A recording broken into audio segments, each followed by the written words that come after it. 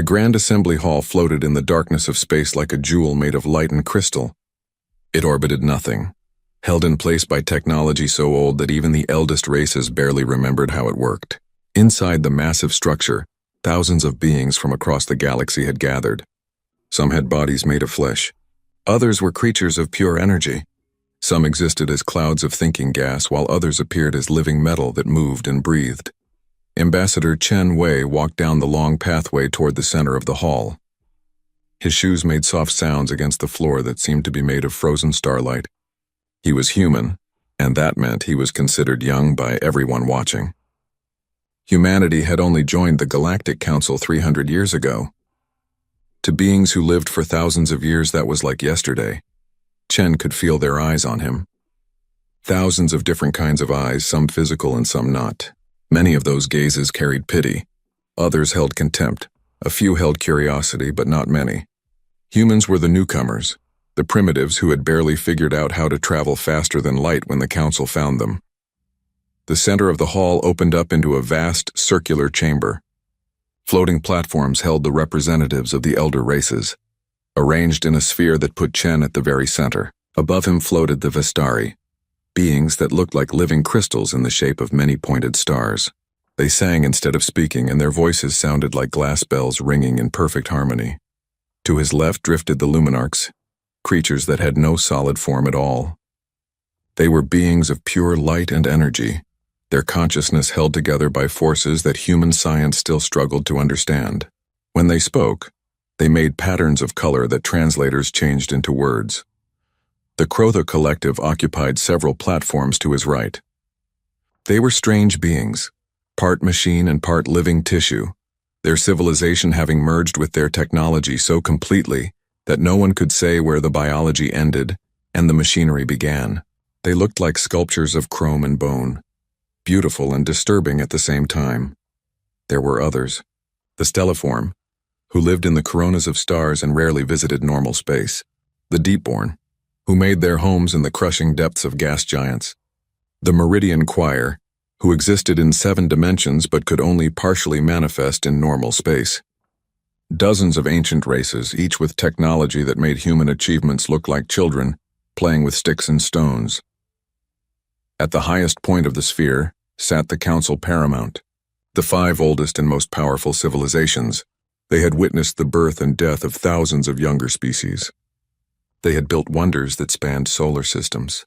They had unlocked secrets of physics that humans were only beginning to imagine. The first speaker, a Vestari elder whose crystal body showed veins of deep blue that spoke of unimaginable age, rang out across the chamber. The translation came through clearly in Chen's earpiece. The human delegation is recognized. You have been summoned to address the crisis that threatens all civilized space. You are aware of the situation? Chen bowed slightly, a gesture of respect but not submission. We are aware, first speaker. The Great Darkening has consumed 1,700 star systems in the past 50 years. The rate of spread is accelerating. A murmur of sound swept through the chamber. Whistles, chimes, electromagnetic pulses, and sounds that human ears could not properly process without technological assistance. The translation software in Chen's ear worked overtime to convert it all into something his brain could understand. Mostly it was fear and frustration. One of the Luminarchs pulsed with red and orange light. 1,743 systems to be precise. But you missed the deeper horror, young human. These stars are not dying because they are old. They are dying decades, sometimes centuries before they should. The fusion processes in their cores are failing. The stellar material is collapsing inward and we cannot stop it. A Crotha representative spoke next, its voice a blend of organic vocal cords and electronic synthesis. We have sent probe ships into affected stars. We have deployed stellar stabilization matrices. We have attempted to reignite the fusion processes with energy infusions that could power your entire civilization for 1,000 years. Nothing works. The stars die and we do not know why. Chen listened, his face carefully neutral. He had reviewed all the data on the way to the council station. He knew exactly how bad things were. The projections showed that if the Great Darkening continued at its current rate, nearly half the galaxy would go cold within a century. Trillions of beings would die. Thousands of civilizations would end. The first speaker rang again, a note of crystalline sadness in its tone. The Council has deliberated. We have pooled our knowledge, our technology, our greatest minds. We have failed. Every approach we have attempted has proven insufficient.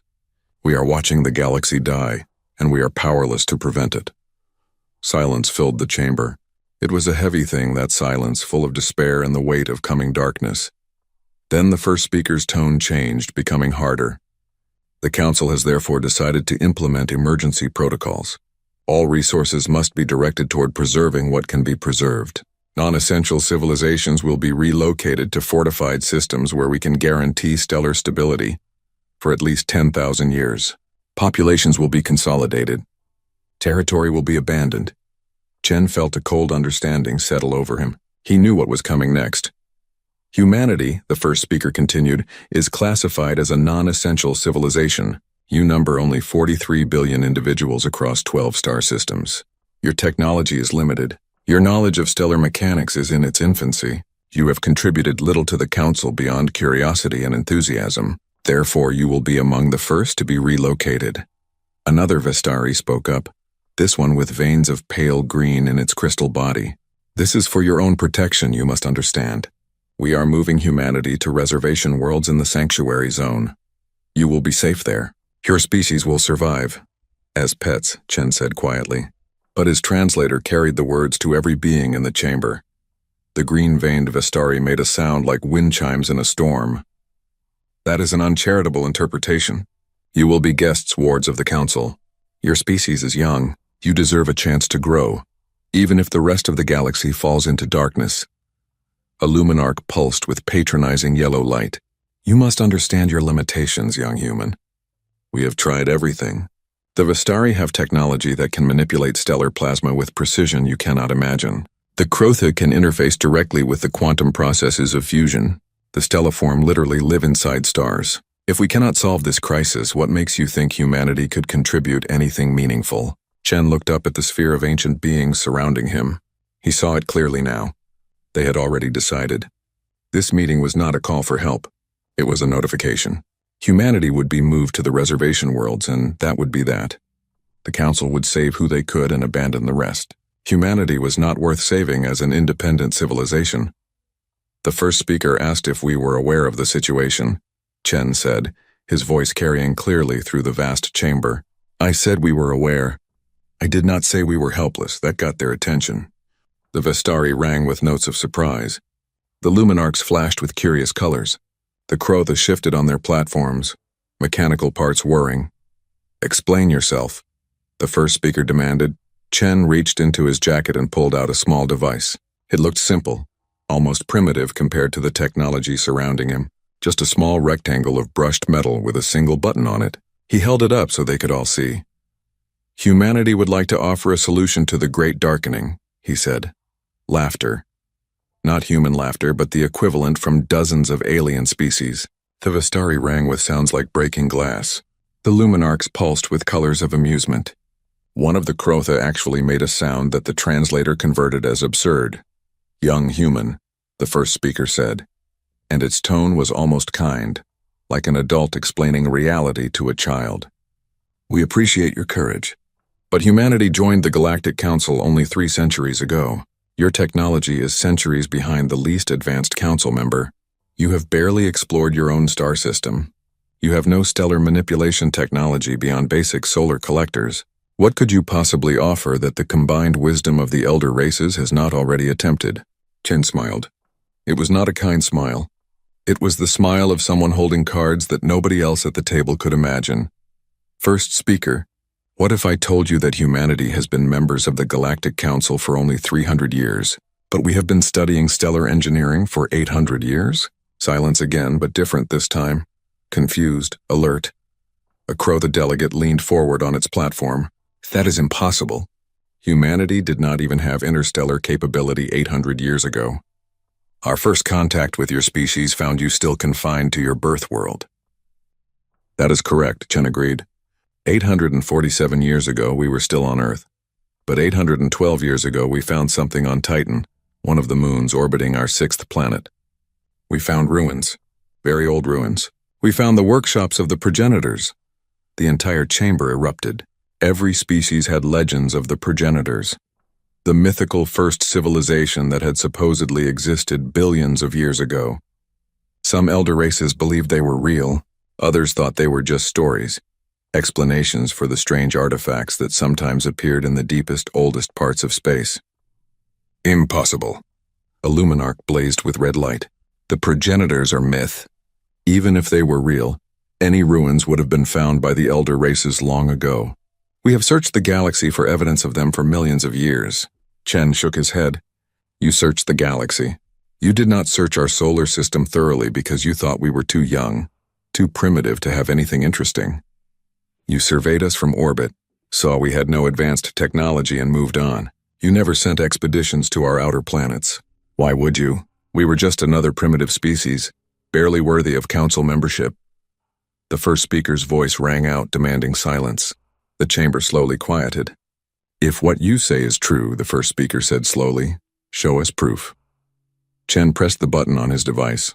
Throughout the chamber, holographic displays suddenly appeared, showing images that made the assembled beings gasp in their various ways. Pictures of vast underground chambers on Titan, filled with machinery that seemed to fold in impossible directions. Blueprints written in mathematics that predated the elder races by eons. Fragments of technology that made even the Council's most advanced equipment look primitive. For 800 years, Chen said quietly, humanity has been studying progenitor technology. We kept it secret because we knew that if the Council discovered what we had found, you would take it from us. You would classify us as guardians of a heritage site, strip us of independence and lock us away while you studied what we had discovered. More images appeared. These showed human scientists working in hidden laboratories, massive construction projects in the dark spaces between stars, ships being built, enormous vessels with designs that incorporated both human engineering and progenitor principles. We learned, Chen continued. We studied, we built. The reason our public technology seems so far behind the Council's is because all of our real advancement has been focused on one project, one goal. We have been reverse engineering progenitor stellar engineering technology. A stelliform representative, a being of plasma and magnetic fields, spoke in a voice like the roar of a sun. Stellar engineering? The progenitors could manipulate stars? The progenitors did not just manipulate stars, Chen said. According to their records, they built the first generation of stars after the Big Bang. They were the architects of the early universe. They seeded the galaxy with the light that made life possible, and humanity has unlocked their secrets. The chamber was absolutely silent now. Every being present was focused entirely on the human standing at the center of the sphere. Chen looked up at the first speaker. Humanity requests permission to demonstrate a solution to the Great Darkening. Give us one dying star. One system you have already evacuated and given up for lost. Give us 3 weeks. If we succeed, humanity retains our independence and assists the Council in fighting the darkening.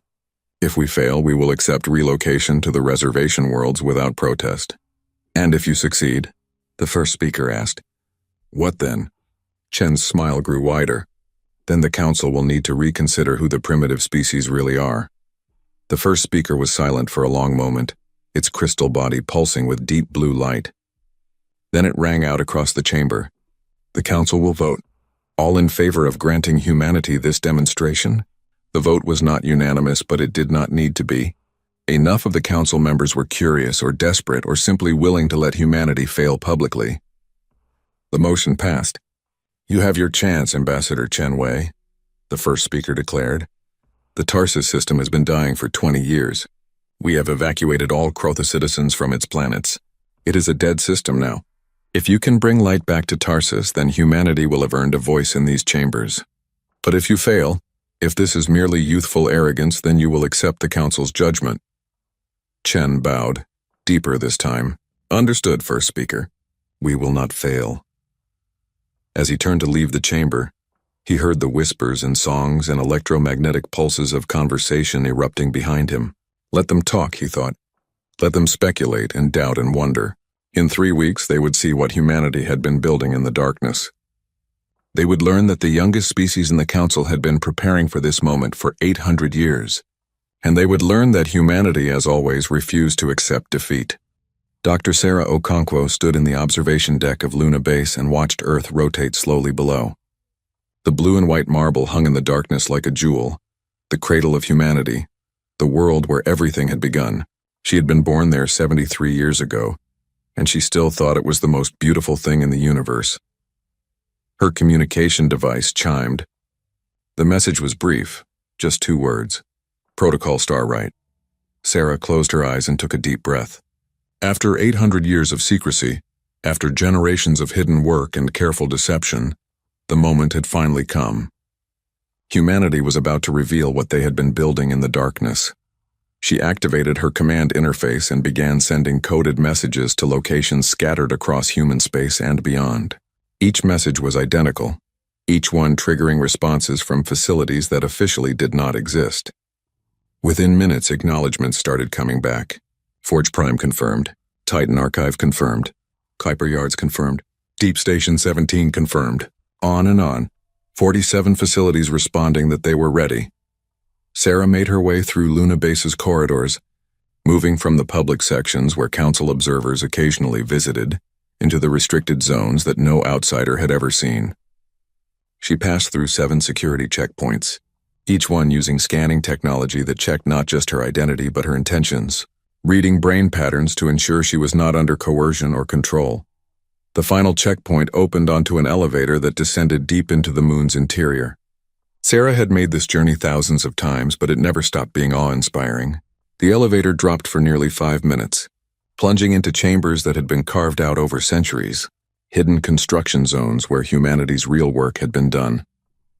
The doors opened onto the Archive Central, a vast chamber filled with holographic displays and storage banks containing humanity's most precious secret. The room was already full of people, scientists, engineers, military commanders, and politicians, all of them part of the inner circle that knew the truth about Project Genesis. Admiral Marcus Zhao saw her first. "Sarah, it is time then," she nodded. Chen triggered the protocol. "The Council has given us 3 weeks to prove ourselves with the Tarsus system. 3 weeks. Marcus shook his head. "We have been preparing for 8 centuries and they give us 3 weeks. "It is enough," Sarah said. "The Forge ships are ready. The crews have been training their entire lives for this. 3 weeks is more than we need." She moved to the central display and activated the full historical record, the complete story of how humanity had gotten here. The others gathered around even though they all knew the story. Sometimes, on the eve of something momentous, it helped to remember where you had come from. The display showed images from 812 years ago. The survey ship Magellan exploring the outer solar system, landing on Titan. At that time, humanity had barely begun to explore their own star system. They had only simple settlements on Mars and Luna, primitive by modern standards. The Magellan had been one of the first ships capable of reaching the outer planets. What they found on Titan changed everything. The entrance had been buried under frozen methane and water ice, hidden by time and the moon's hostile environment. The survey team almost missed it entirely, but their ground-penetrating radar had caught something odd, geometric patterns too perfect to be natural. When they excavated, they found a doorway that had been sealed for billions of years. The chambers beyond were enormous, vast spaces carved into Titan's interior, and they were full of technology. Not broken remnants or scattered artifacts, but functional workshops, laboratories, and something that looked like a massive library of knowledge stored in crystalline matrices that still held their data after eons of waiting. The survey team immediately understood the significance. They also understood the danger. If the other spacefaring races learned that humanity had found a progenitor site, they would swoop in and take it. Humanity would become caretakers at best, prisoners at worst, guarding a heritage that would be taken from them. So the team made a decision. They reported finding extensive water ice deposits on Titan, perfect for supporting future colonization. They said nothing about the chambers. They said nothing about the technology. And they sealed the entrance again, carefully making it look natural. When they returned to Earth, they brought with them the first fragments of progenitor knowledge. And humanity's secret history began. The display showed the early years of study, scientists working in hidden laboratories trying to understand technology that was billions of years old. The progenitors had left detailed records, fortunately. They had wanted their knowledge to be found, to be used. But their technology was so far beyond human understanding that simply reading their instructions was not enough. It was like giving calculus textbooks to people who had just invented counting. It took decades to understand even the basics. The progenitors had mastered control over fundamental forces that humanity was only beginning to study. They could manipulate matter at the quantum level, fold space without needing massive energy expenditures, and directly affect the nuclear processes that powered stars. "This is where it gets interesting," Sarah said, pointing to a section of the timeline. Year 74 of the project. "We made first contact with the Galactic Council." The others nodded. They all remembered the debates that had raged when the Council ships had arrived at Earth. The Council had been friendly enough, offering humanity membership and access to interstellar trade networks.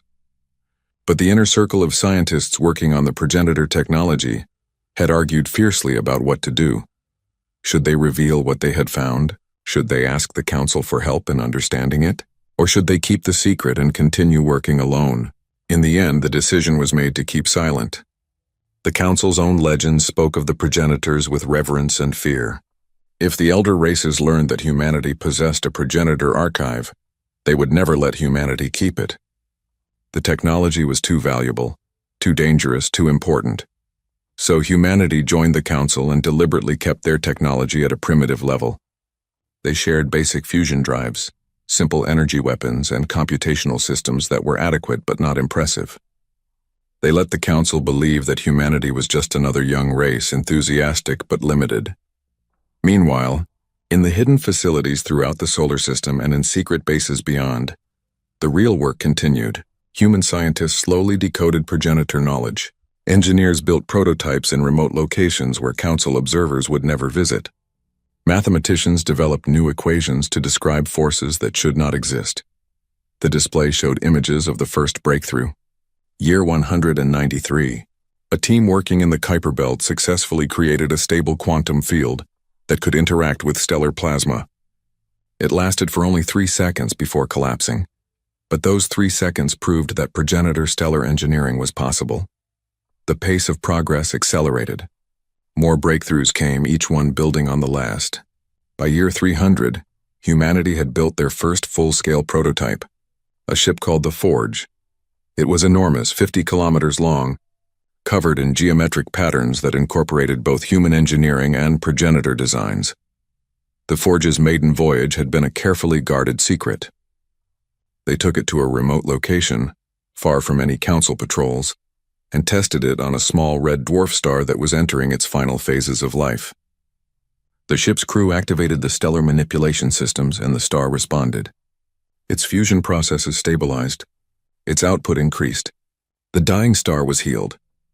"I still remember watching the data come in from that first test," Sarah said softly. "I was young then, just starting my career. I thought we had achieved the impossible, and then I learned that it was just the beginning. Because healing a dying star was one thing, but the progenitor record spoke of much more. They spoke of creating stars from nothing, of igniting fusion in clouds of hydrogen that would naturally take millions of years to collapse.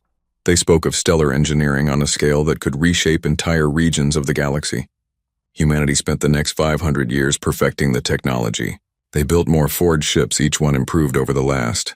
They trained crews who spent their entire lives learning to operate technology that required thinking in dimensions human brains were not naturally designed to process.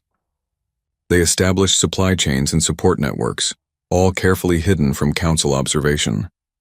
They also explored more of Titan's chambers and made a discovery that changed the scope of the entire project. Deep in the archive, they found progenitor warnings, records that spoke of something the progenitors called the architects of entropy. The display showed the translated text glowing in the air. Sarah read it aloud, even though everyone present had memorized it long ago. "We were the architects of light, the builders of the first stars that illuminated the cosmos after the dark age following creation. We brought order to chaos, structure to void. We were proud of our work, and in our pride we did not see the danger. The universe maintains balance. For every force of creation, there exists a force of destruction. We learned too late that our stellar engineering had attracted the attention of beings older than time, gardeners of entropy who prune the universe when civilizations grow too bold. By the time we understood what we had awakened, it was too late for our civilization. We leave this warning for those who come after. Creation summons destruction. To make light is to invite darkness. Choose carefully. Cheerful, Admiral Zhao muttered. We are about to do exactly what they warned against. Sarah nodded. We debated this for 100 years. Should we continue? Should we use the forged ships at all, knowing the risk? But in the end, we decided that the knowledge was too important. If the galaxy faced another crisis involving stars, humanity needed to be ready. We needed to be able to help. And now the crisis is here, someone else said. The Great Darkening. Stars dying across the galaxy. Sarah pulled up the latest data on the darkening. The pattern was clear. Stars were failing prematurely, their fusion processes stuttering and stopping. The Council's best technology could not stop it or even explain it. But Sarah and her team had studied the progenitor warnings. They had theories. We think the darkening is related to what the progenitors warned about, Sarah said. We think it might be the architects of entropy or something like them. A force that acts to limit stellar formation, to control the amount of light and energy in the universe. And if that is true, then using the forged ships to fight it might be exactly what the progenitors warned against. So we might save the galaxy from the darkening, only to bring down something worse, Zhao said. Yes, but we also might be the only hope the galaxy has. The Council has tried everything with their technology and failed. The forged ships work on different principles based on progenitor science that predates the elder races by eons. If there is a solution to the darkening, we are the ones who have it. Sarah changed the display to show current ship positions. 47 forged ships scattered across human space and beyond. Each one was a masterpiece of engineering, combining human adaptability with progenitor knowledge. Each one was crewed by people who had trained their entire lives for this moment. We have 3 weeks to prove ourselves at Tarsus, Sarah said. Then if we succeed, we begin the real work. We push back the darkening system by system. We save the galaxy or we die trying. She looked around at the assembled group. These were the people who had devoted their lives to Project Genesis. Some were descendants of the original Magellan crew. Others had joined later, recruited into the secret project and sworn to silence.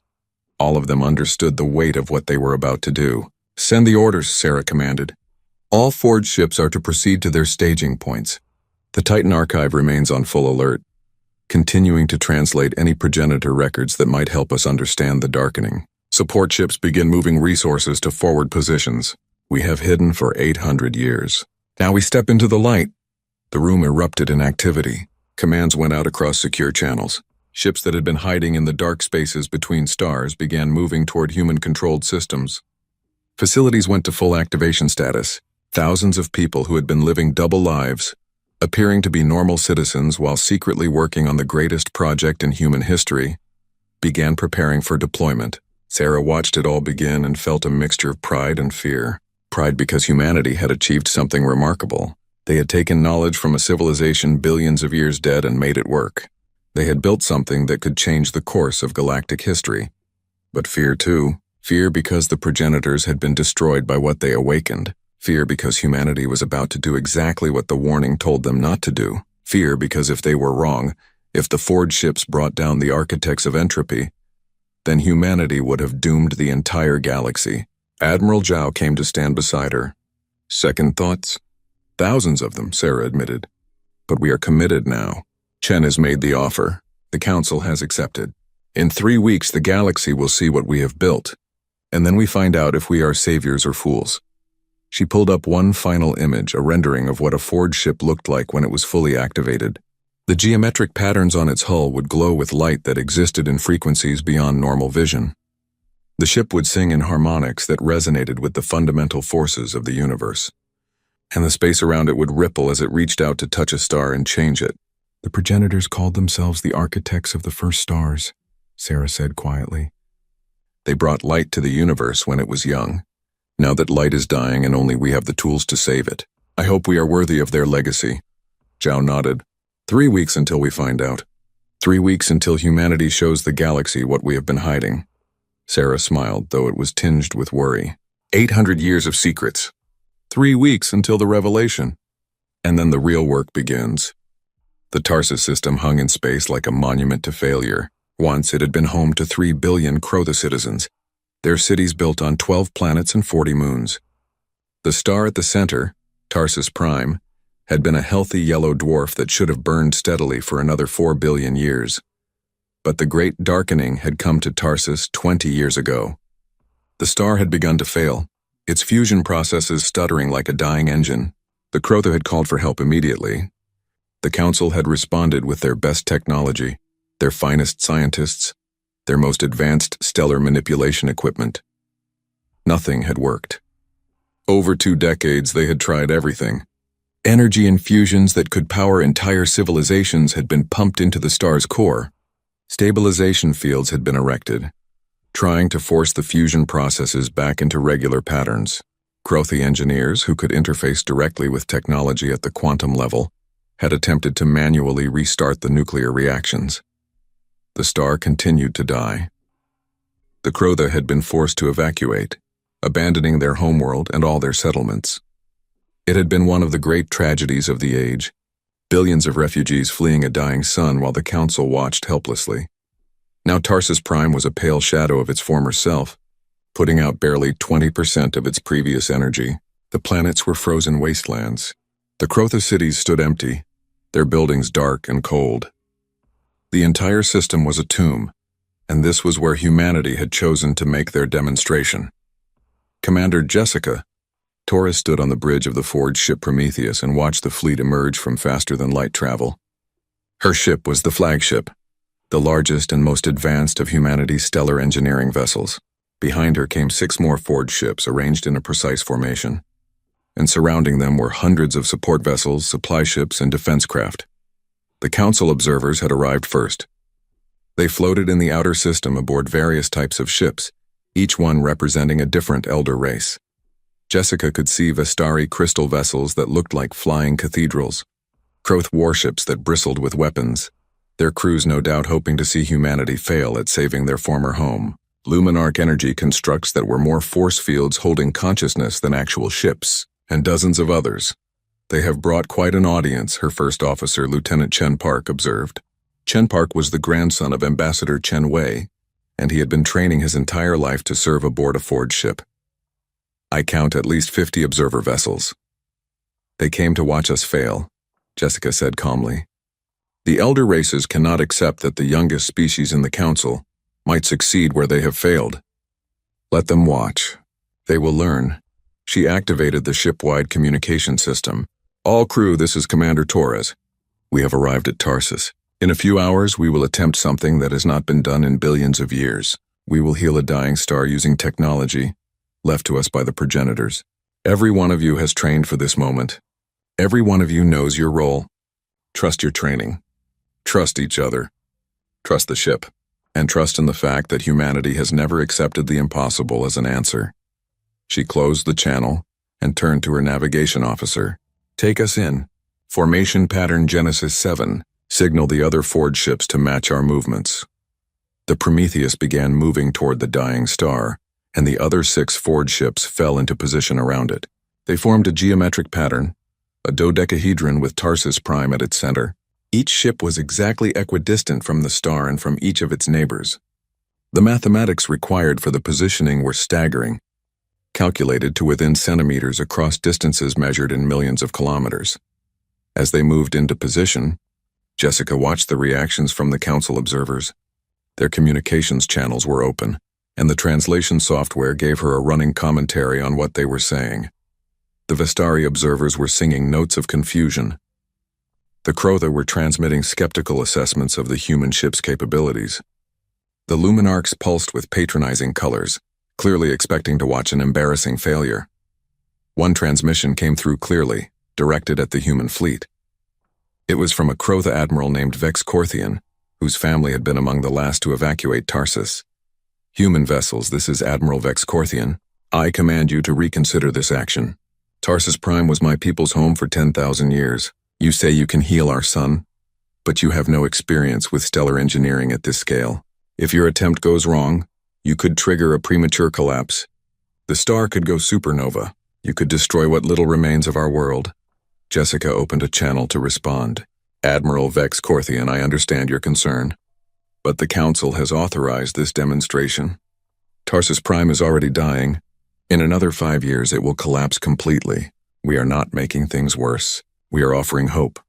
Hope from primitives, another voice cut in. a luminarc pulsing with red light. The human species has been in space for less than 1,000 years. We have been manipulating stellar mechanics for millions of years. What makes you think your crude technology can accomplish what ours could not? Jessica smiled, though the alien observer could not see her expression. You are about to find out. The Prometheus reached its designated position, directly above the star's north pole at a distance of 50 million kilometers. The other 6 ships locked into their positions around the star's equator, forming the points of the dodecahedron. The entire formation was now in place. All ships report ready, Chen Park announced. Formation geometry is perfect. All systems are operating within normal parameters. Jessica took a deep breath. This was it. 800 years of secrecy, preparation, and work had led to this moment. Either humanity would prove they could save dying stars, or they would fail spectacularly in front of the entire Galactic Council. Engineering.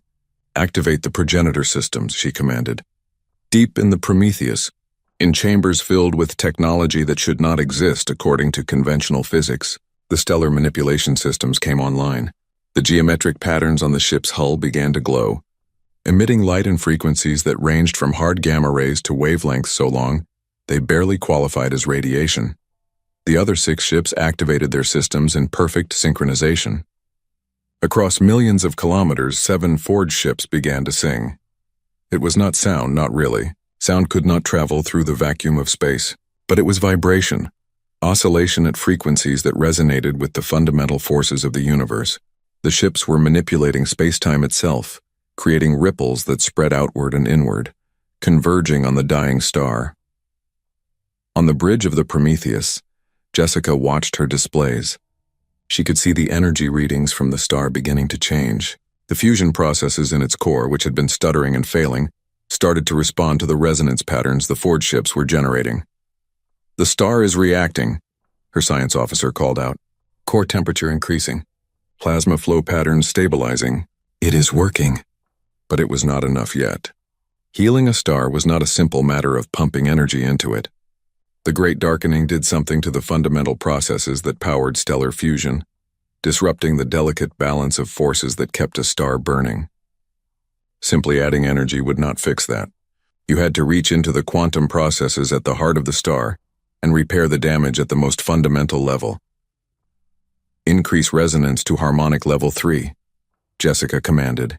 All ships synchronize. The song of the forge ships changed, deepening. The vibrations they were creating grew more complex, more intricate. They were not just manipulating matter and energy now.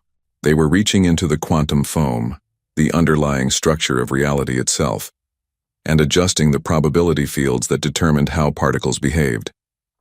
This was what the progenitors had mastered. This was technology that treated the laws of physics not as rigid rules but as suggestions that could be negotiated. With the right mathematics and the right application of force, the dying star began to respond more dramatically. Its output increased, climbing from 20% of normal to 30%. Then 40. The frozen planets of the Tarsus system began to receive more light, more heat, though it would take years for their surfaces to respond to the change. We have the Council observers' attention now, Chen Park said with satisfaction. I am reading massive sensor activity from all their ships. They are scanning everything we do, trying to figure out how we are accomplishing this. Jessica nodded. Let them scan. They would not understand what they were seeing. The principles behind progenitor stellar engineering were so far beyond current galactic technology that it would take the elder races centuries to even begin to grasp them. Core fusion stabilizing, the science officer reported. Stellar output now at 60% and climbing. Commander, this is working better than our simulations predicted. The star is responding beautifully. But Jessica frowned as she looked at the data. Something was off. The star was responding, yes, but there was a pattern in the data that bothered her. The disruption that the Great Darkening had caused was not random. It had structure, purpose. It almost looked like it had been designed. Increase to harmonic level 5, she said. Let us finish this. The forge ships sang louder, their resonance patterns reaching deeper into the star. And Tarsus Prime blazed back to life. The fusion processes in its core reignited fully, not just returning to their previous state but surpassing it. The star achieved a balance it had not known before, a stability that would last for billions of years. Light flooded out across the Tarsus system. The frozen planets began their slow thaw, and the empty Crotha cities, dark for 20 years, were illuminated once more. On the Council observer ships, there was stunned silence. For a long moment, nobody transmitted anything. They were all too shocked by what they had just witnessed. Then Admiral Vex Corthian's voice came through, and for the first time it carried emotion. The Crotha were not known for showing feelings, but Vex Corthian's voice trembled. "You have done it. You have saved our son. After 20 years of watching it die, after evacuating our homeworld, after accepting that Tarsus was lost forever, you have brought it back to life." Jessica allowed herself a small smile of satisfaction. But she was not done yet. "Admiral," she said, "we have proven we can heal a dying star. Now let me show you what else we can do." She gave new orders to the fleet. The Ford ships broke formation and began moving to the outer edge of the Tarsus system. There was a massive cloud of hydrogen there, remnants from the system's formation billions of years ago. It was too small and too dispersed to ever collapse into a star naturally. It would simply drift in space forever, inert and useless. The 7 Ford ships arranged themselves around the cloud in a new formation. This one was more complex, three-dimensional in a way that human brains struggled to visualize properly. The ships began their song again, but this time the harmonics were different. Faster, more aggressive. "What are you doing?" the Luminarch observer demanded. "You have proven your point. The demonstration is complete." "No," Jessica said. "We have proven we can heal. Now we prove we can create." The hydrogen cloud began to collapse. The Ford ships were manipulating gravity itself, creating artificial wells that pulled the dispersed gas inward. In nature, this process would take millions of years. The ships compressed millions of years into hours. The cloud shrank, growing denser and hotter. Pressure built at its center. Temperature climbed toward the threshold where fusion could begin. The Ford ships adjusted their resonance patterns continuously, maintaining the collapse, preventing it from becoming unstable. Over the next 72 hours, the Council observers watched in awe as humanity created a star from nothing. They watched as the hydrogen cloud collapsed into a sphere. They watched as the temperature at its core climbed higher and higher. They watched as fusion ignited. A new star was born. Not a giant, not a massive blue supergiant that would burn out quickly. A perfect yellow dwarf, almost identical to Tarsus Prime, stable and long-lived. A backup sun for the Tarsus system. Insurance against the great darkening ever returning. Jessica stood on the bridge of the Prometheus and watched the new star ignite. Around her, her crew was celebrating quietly, professional but proud. They had just done something that the elder races believed was impossible. They had proven that humanity, the youngest species in the Council, possessed technology that surpassed anything the ancient civilizations had achieved. "All ships well done," Jessica said over the fleet channel. "Prepare for return to human space. We have proven what we needed to prove." Before they could depart, one more transmission came through. It was from the first speaker of the Vistari, transmitted from the Grand Assembly Hall thousands of light years away. The first speaker must have been watching through the observer's feeds. The first speaker's voice rang with notes that Jessica's translator converted as profound respect and wonder. "Humanity," the first speaker said, "you have demonstrated power that we thought lost to the ages.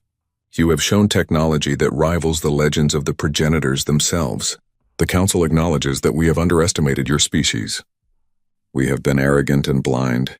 You have our apology and our gratitude. The question now is, will you help us fight the Great Darkening?" Jessica looked out at the 2 stars of Tarsus, one healed and one newborn, both shining brightly in the darkness of space. "Yes," she said simply. "That is why we revealed ourselves. That is why we built the Ford ships. The Great Darkening threatens all civilized space. Humanity will not stand by and watch the galaxy die. We will fight, and we will win." She closed the channel and began giving orders for the fleet's departure. But as the Prometheus turned away from Tarsus, Jessica thought about the data she had seen during the healing process, the structured nature of the disruption, the purposeful way the star's fusion had been compromised. The Great Darkening was not a natural phenomenon. She was almost certain of that now. It was an attack. Something or someone was deliberately killing stars across the galaxy, and humanity had just declared their intention to fight back against whatever that something was. She hoped they were ready for what that fight would bring. The delegation from the Galactic Council arrived at Earth 3 days after the Tarsus demonstration. Ambassador Chen Wei met them at Luna Base, where humanity had prepared spaces that could accommodate the various forms of alien life. The Vistari needed crystal chambers filled with resonant frequencies. The Luminarchs required containment fields to maintain their coherence. The Crotha were easier, needing only standard atmosphere and gravity. But all of them, regardless of their physical needs, shared one thing: an overwhelming desire to understand how humanity had achieved the impossible. Chen led them through the public areas of Luna Base first, the parts that Council observers had seen many times before. Research laboratories working on ordinary projects, engineering bays building conventional ships. It all looked appropriately primitive, technology that was adequate but unremarkable compared to what the elder races possessed. Then he took them deeper, through security checkpoints that scanned for more than just weapons, through corridors that curved in directions that seemed wrong, that made the elder races uncomfortable because they suggested geometries that should not exist in normal space. Finally, they reached the Archive Central. The vast chamber opened before them and the delegation stopped, stunned by what they were seeing. Holographic displays showed the complete history of Project Genesis. Images of the Titan ruins, progenitor blueprints, 800 years of human research and construction. A Vistari observer named Crystal Song in Amber rang with notes of disbelief. "This is impossible. We surveyed your solar system when we first contacted you. We found nothing unusual on Titan, just frozen methane and water ice." Dr. Sarah Okonkwo stepped forward to explain. She had been chosen to lead the scientific briefing because of her decades of work on the project. "You found what we wanted you to find. When our ancestors discovered the progenitor ruins, they understood that if the Council learned of them, you would take control. So they hid the entrance again. They made it look natural. And they never told you." A Crotha delegate, its mechanical parts whirring with agitation, spoke in its synthesized voice. "You deceived the Council for 800 years. You presented yourselves as a primitive species while secretly developing technology that surpasses our own. This is a violation of trust." Chen turned to face the Crotha. "Is it? The Council treated humanity as children from the moment we joined. You dismissed our contributions, patronized our scientists, and made it clear that we would never be equals. You gave us no reason to trust you with the most important discovery in our history." Sarah activated the main display, showing the interior of the Titan ruins. The elder race delegates moved closer, their various forms of vision taking in the details. What they saw made them react with shock. The chambers were enormous, carved with precision that suggested technology far beyond anything the current galactic civilizations possessed. Machinery lined the walls, devices that incorporated principles of physics that should not be possible. And everywhere were the crystalline matrices that stored progenitor knowledge, still functional after billions of years. "These are genuine progenitor ruins," a Luminarch named Radiance Through Void pulsed with awe. "We have searched for evidence of the progenitors for millions of years. Some of us believed they were only myths. But this is real," Sarah nodded. "Very real, and very functional. The progenitors did not just leave ruins behind. They left a complete archive of their stellar engineering technology. They wanted it to be found. They wanted it to be used." She changed the display to show progenitor text, mathematical equations that made some of the delegates recoil because they described forces that violated known physics. Sarah had spent decades studying this text, and she still found new insights in it regularly. "The progenitors were the first civilization to achieve stellar engineering," Sarah continued. "They appeared in the universe shortly after the first natural stars formed. They discovered how to manipulate the fundamental forces that power stellar fusion, and they used that knowledge to build the first generation of artificial stars, seeding the galaxy with light." "Why?" Crystal Song in Amber asked. "Why would they do this?" "Because they believed that life required light," Sarah said simply. The natural formation of stars after the Big Bang was slow and chaotic. The progenitors wanted to accelerate the process to create stable stars that could support planetary systems and eventually life. They were trying to make the universe habitable. She pulled up more images showing the scale of progenitor operations. They had built thousands of stellar forge facilities throughout the galaxy. They had created entire regions of space filled with artificial stars. They had reshaped the cosmic landscape. And then they disappeared, a Crotha scientist observed. All known progenitor sites are ancient, billions of years old. "What happened to them?" Sarah's expression became grim. That is where things become concerning. Let me show you what we found in the deepest parts of the archive. She activated a new section of the display. This showed progenitor text that had taken human scientists centuries to translate because it used mathematical concepts that did not exist in current physics. The translation appeared in language that all the delegates could understand, and as they read it, the chamber grew silent. The text was a warning. A desperate message left by the progenitors in their final days. It spoke of something they called the architects of entropy, beings or forces that existed to maintain cosmic balance. The progenitors had discovered too late that the universe had defense mechanisms. When a civilization advanced too far, when they created too many stars, when they manipulated reality too freely, something responded. The architects of entropy had come, not as an invasion, not as a war, but as a correction.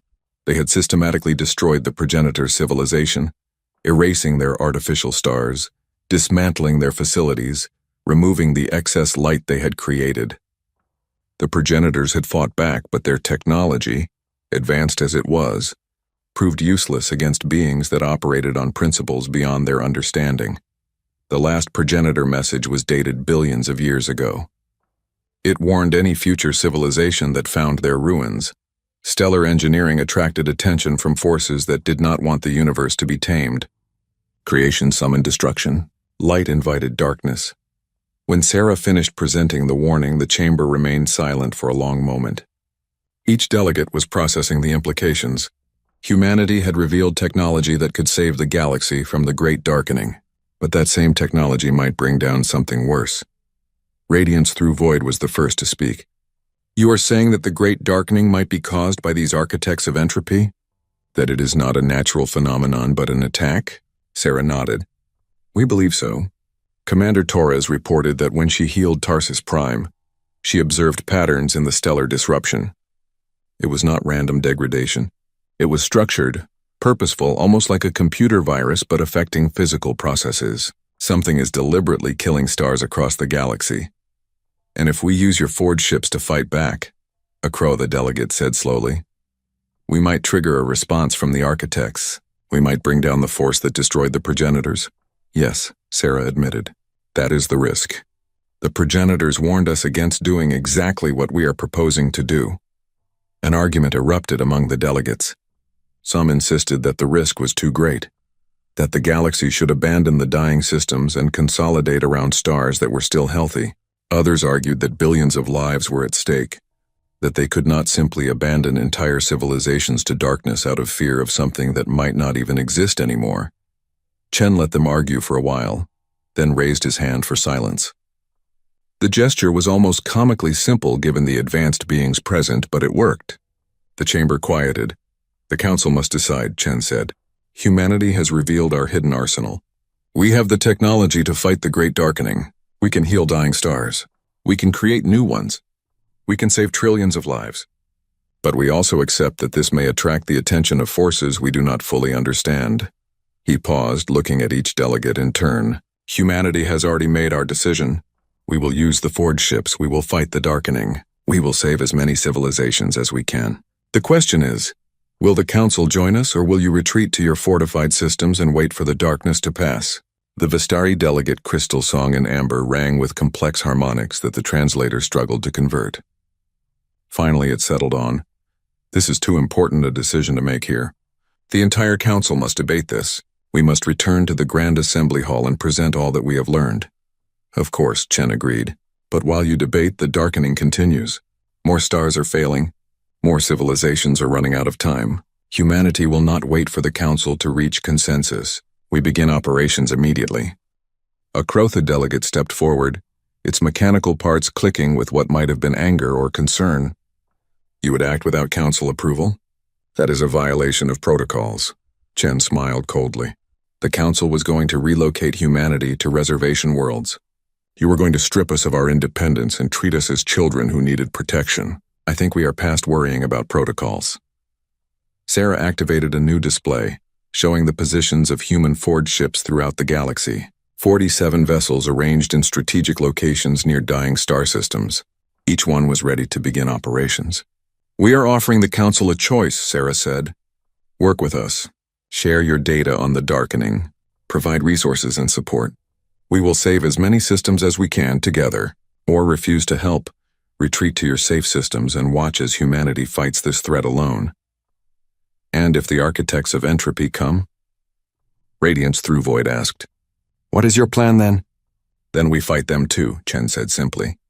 Humanity has a saying. We did not come this far to only come this far. We have survived ice ages, plagues, wars, and countless other threats on our birth world. We have built a civilization that spans multiple star systems. We have unlocked technology that predates your eldest races by billions of years. If these architects want to stop us, they are welcome to try. The delegates exchanged glances, or the equivalent for their various forms of existence. They had come to Earth expecting to find a subordinate species, grateful for council protection and eager to share their secrets. Instead, they had found a civilization that was polite but firm, willing to cooperate but not willing to be controlled.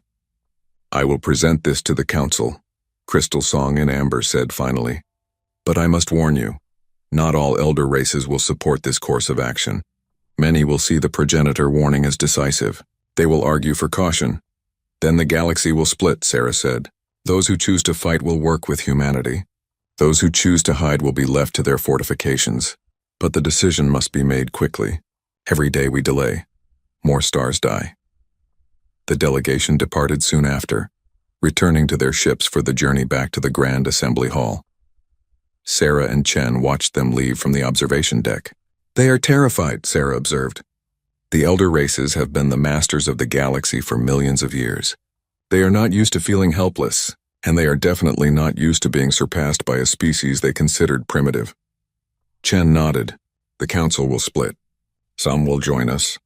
Others will not. That was inevitable once we revealed the Ford ships.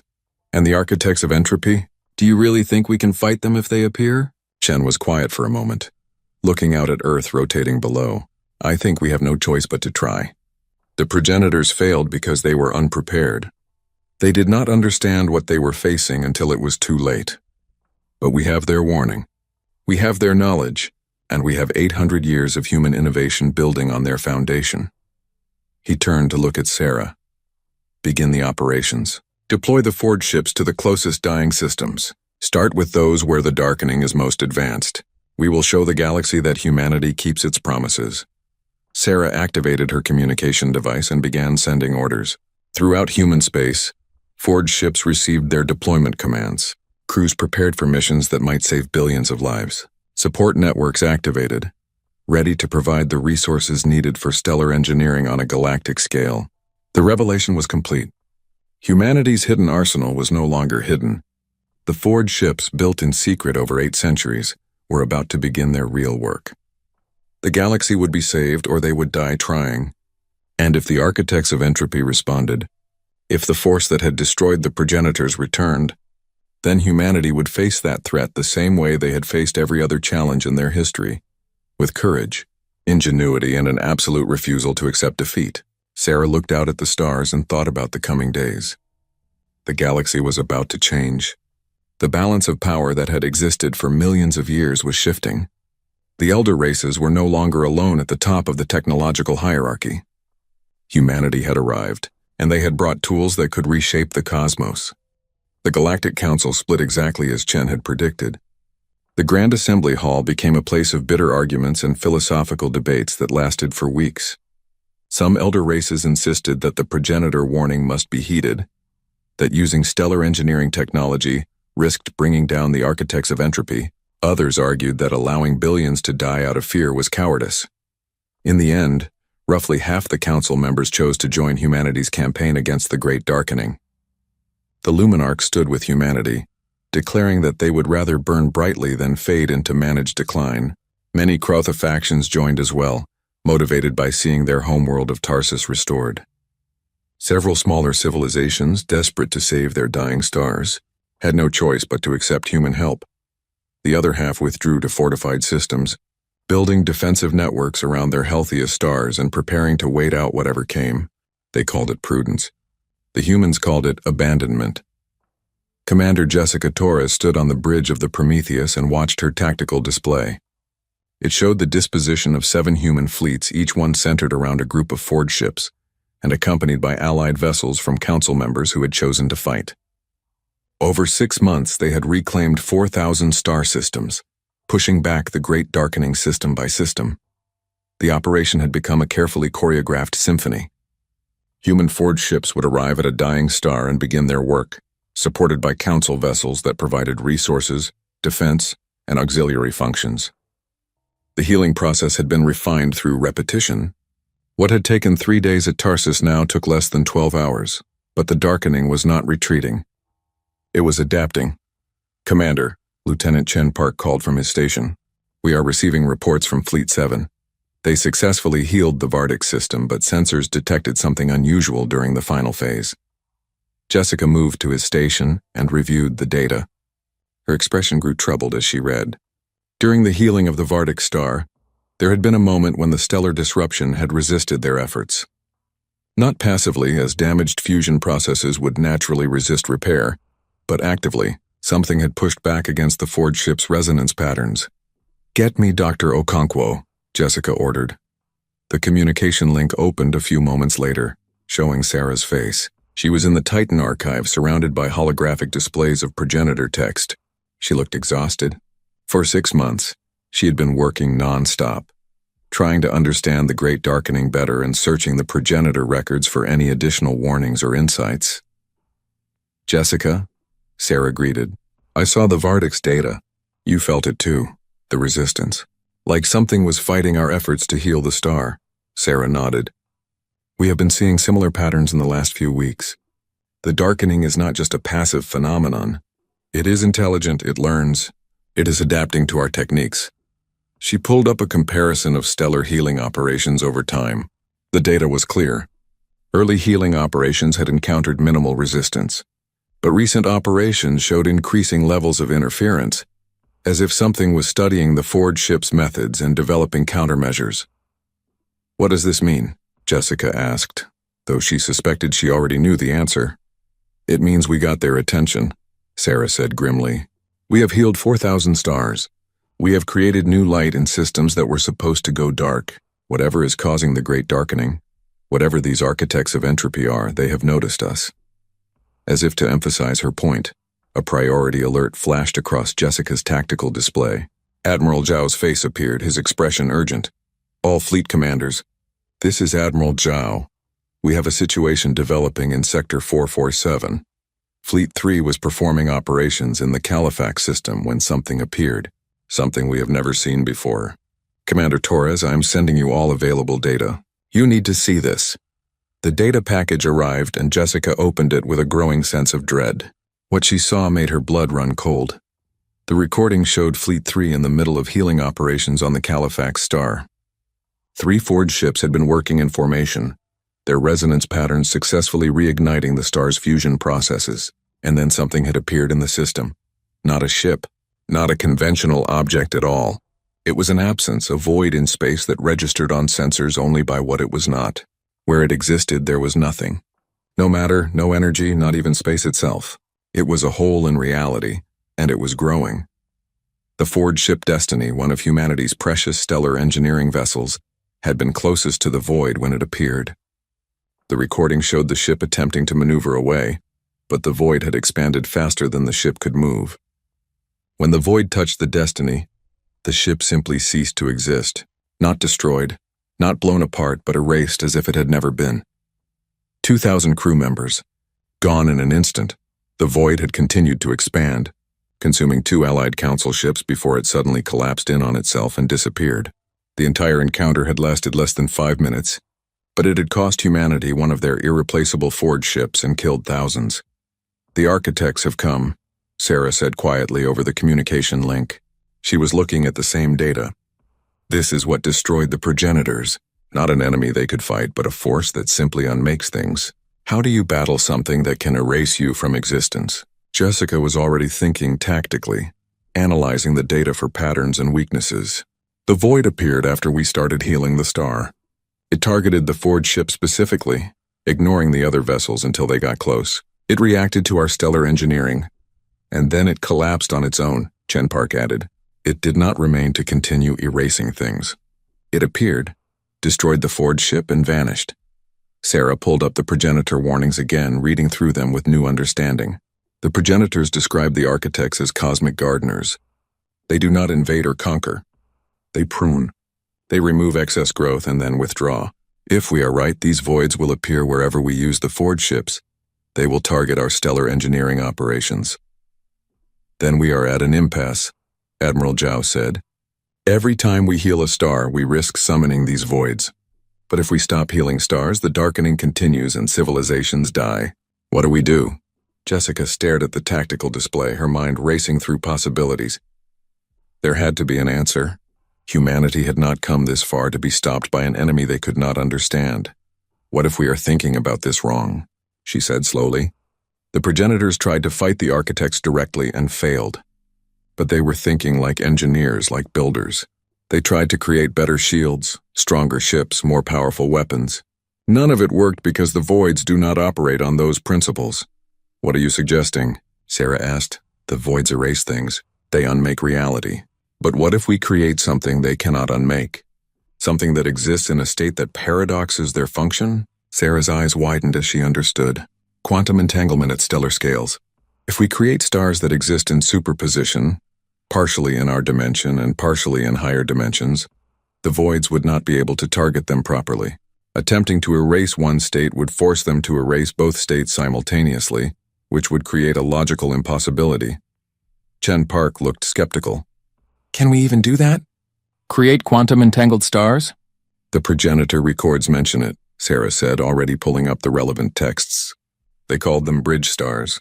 They used them to connect different regions of space, but we never attempted to recreate them because they are incredibly complex and dangerous. If the entanglement fails, both stars could collapse into black holes.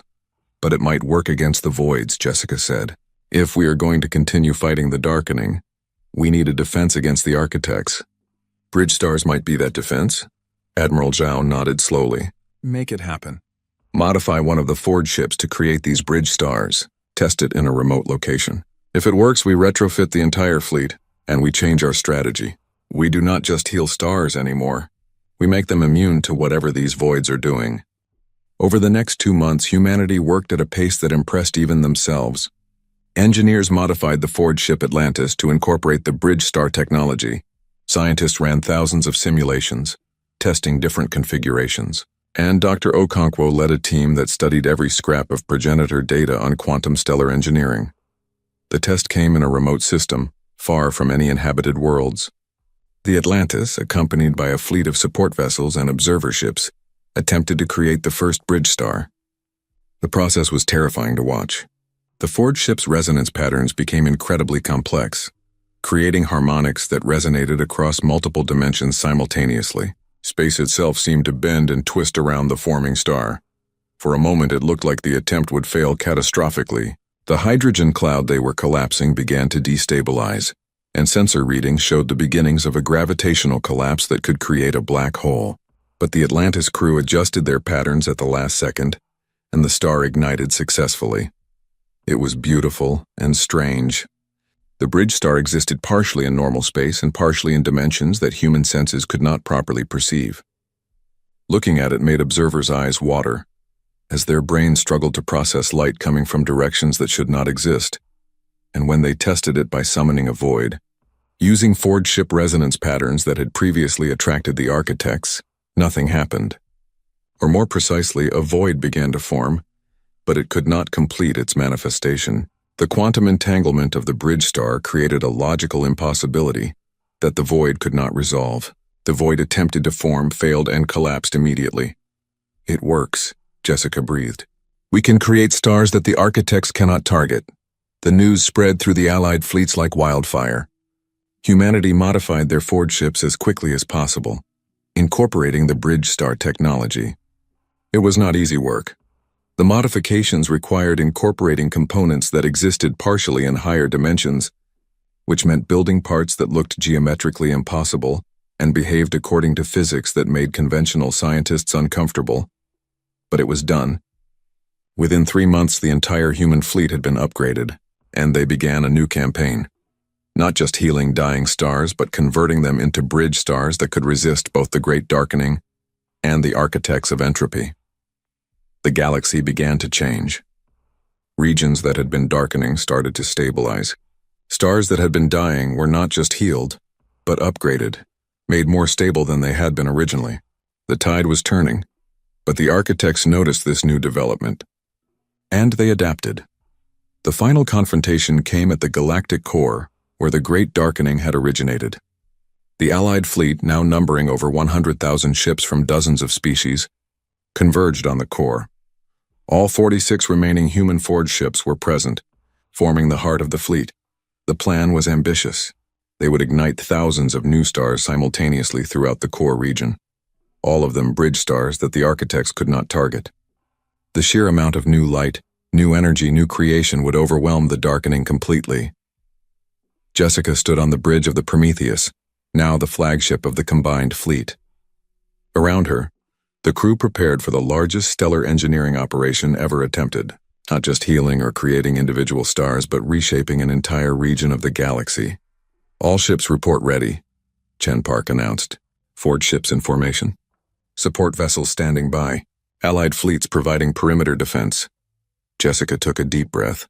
Begin the symphony of creation. All 46 forged ships began to sing as one. Their resonance patterns merged, creating harmonics that spread across thousands of light years. Throughout the galactic core, clouds of hydrogen began to collapse. Not naturally, not slowly, but in a coordinated cascade triggered by technology that predated the elder races by eons. The architects responded. Hundreds of voids appeared throughout the core, enormous absences in reality that attempted to erase the formation of new stars, but they could not complete their manifestation. Each time a void tried to form around one of the new bridge stars, it encountered the quantum entanglement and collapsed in on itself. The battle, if it could be called that, lasted for 72 hours. It was not a battle of weapons or violence.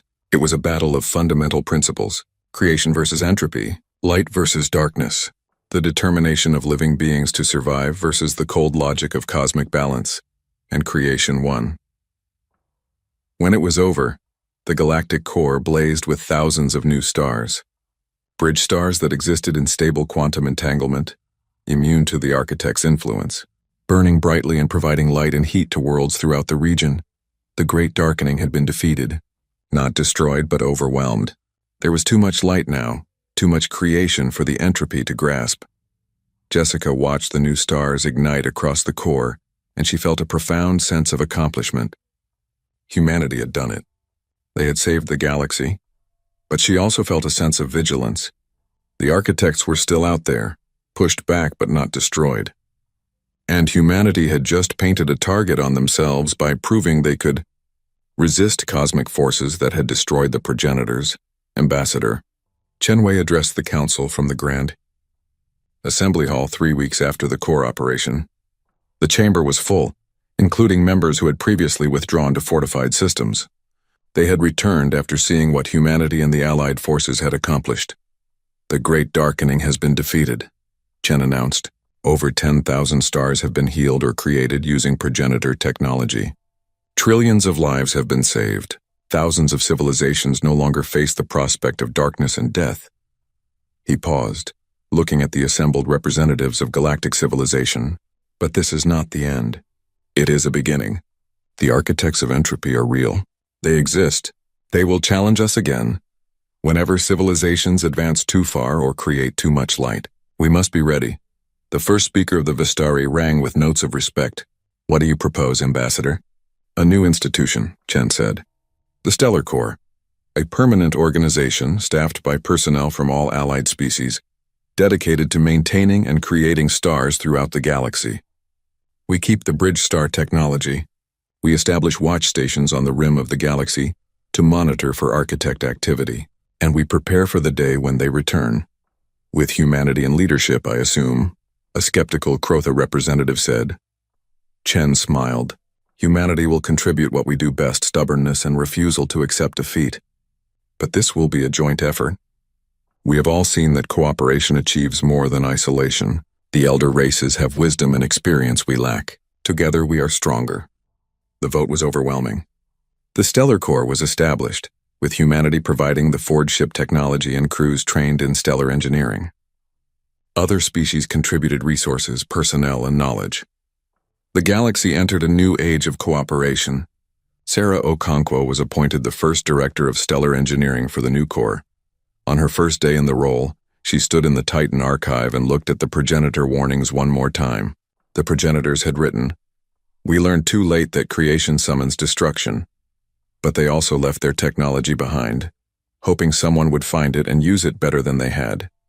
Humanity had found it, and they had used it to save a galaxy, not by avoiding the architects, not by hiding from cosmic forces, but by meeting them head-on and finding a solution that the progenitors had never discovered. Sarah thought about the future. The stellar core would grow. They would create more bridge stars. They would push the boundaries of what was possible, and eventually, probably, the architects would return with new strategies, new methods of pruning what they saw as excess growth. But when that day came, humanity and their allies would be ready. They had learned from the progenitors' mistakes. They had united the galaxy in a common cause, and they had proven that the forces of creation could triumph over entropy when they had the courage to fight. The human species, born on a small world circling an ordinary star, had become the inheritors of the progenitor's will. They were the new star shapers, the architects of light in a universe that tended toward darkness, and they would never stop fighting to keep the light burning. Jessica Torres returned to the Prometheus after 6 months of continuous operations. The ship was scheduled for refit and maintenance, and the crew needed rest. She walked through the corridors, seeing the wear and tear from hard use, the modifications they had made in the field, the small personal touches that crew members had added to make the ship feel like home. In her quarters, she stood at the observation port and looked out at the stars. So many of them now glowed with the distinctive quantum shimmer of bridge stars, humanity's gift to the galaxy. Each one represented lives saved, civilizations preserved, futures secured. There was a chime at her door. Chen Park entered, carrying 2 bulbs of coffee, a human custom he had developed a taste for during their long deployments. "To the Prometheus," he said, handing her one of the bulbs. "And to her crew. We did good work." "We did impossible work," Jessica corrected with a smile. "But humans specialize in the impossible." They touched their bulbs together in a toast and drank. Outside the observation port, 10,000 stars burned brightly in the darkness, a testament to what could be achieved when species refused to accept defeat. The architects of entropy were still out there, waiting in the spaces between dimensions. The great darkening might return in some new form. The galaxy would face other crises, other challenges that seemed insurmountable. But humanity had proven something important. They could fight cosmic forces and win. They could take technology from a dead civilization and make it work better than the original creators had managed. They could unite a divided galaxy in common purpose. And most importantly, they had shown that the youngest species in the Galactic Council was not primitive or inferior. They were just getting started. Ambassador Chen Wei had the final word, transmitted across all council channels in the months after the core operation. It became something of an unofficial motto for the Stellar Core, words that captured humanity's philosophy. We humans learned something our ancestors knew instinctively. The universe does not care about us. It will crush us if we let it. So we do not let it. We were born in the light of one small star, and we have ensured that 10,000 stars will burn for the civilizations yet to come. Let the architects return. We will be waiting. And we will have made 10,000 more stars by then. The great darkening had been defeated. The hidden arsenal had been revealed. And humanity had claimed their place not just as members of the Galactic Council, but as leaders of a new age. The age of the Starshapers had begun.